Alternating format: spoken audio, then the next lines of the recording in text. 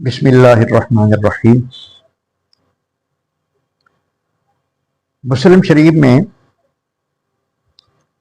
ابی عبد الرحمن عوف بن مالک رضی اللہ تعالی عنہ سے یہ روایت، وہ فرماتے ہیں کہ ہم چند لوگ نبی کریم رؤوف الرحیم صلی اللہ علیہ وآلہ وسلم کی بارگاہ میں بیٹھے ہوئے تھے۔ نبی کریم علیہ الصلوۃ والسلام نے ارشاد فرمایا، الا تبایعون رسول اللہ صلی اللہ علیہ وسلم، کیا تم اللہ کے رسول کی بیعت نہیں کرو گے؟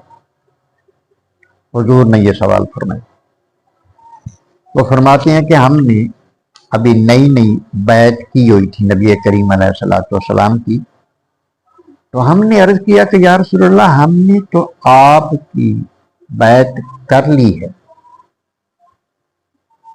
آپ نے پھر فرمایا، الا تبایعون رسول اللہ صلی اللہ علیہ وسلم، کیا تم اللہ کے رسول کی بیعت نہیں کرو؟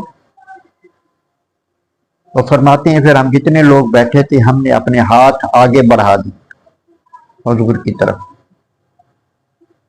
پھر ہم نے عرض کی کہ یا رسول اللہ، ہم نے آپ کی بیعت کر لی ہوئی ہے، اب کس بات پر بیعت کریں گے؟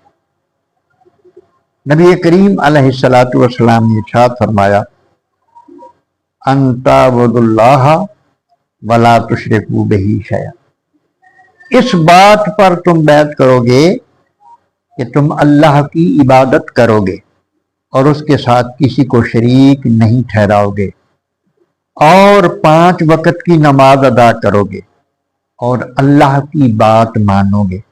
پھر آپ نے ارشاد فرمایا کہ لوگوں سے سوال نہیں کرو۔ انہوں نے ارشاد فرمایا کہ اس جماعت پر اتنا اثر ہوا کہ میں نے یہ دیکھا کہ اگر کسی کا کوڑا بھی گر جاتا تو وہ کسی سے نہیں کہتے تھے کہ ہمیں پکڑا دو، وہ خود نیچے اتر کے سواری سے اپنا کوڑا پکڑتے تھے۔ اب یہ جو آپ کا بار بار ارشاد فرمانا ہے، صحابہ کا فرمانا ہے کہ ہم پہلے بھی بیعت کر چکے تھے،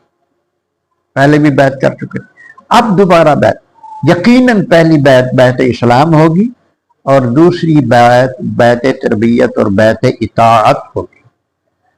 تو جب کوئی بندہ یہ بیعت کرنا، یہ نبی کریم بیعت لینا حضور علیہ الصلوۃ والسلام کی سنت ہے، اور بیعت کرنا یہ صحابہ کی سنت ہے۔ اب اس میں اگر کچھ نہ ہوتا تو حضور ان سے دوبارہ بیعت نہ لے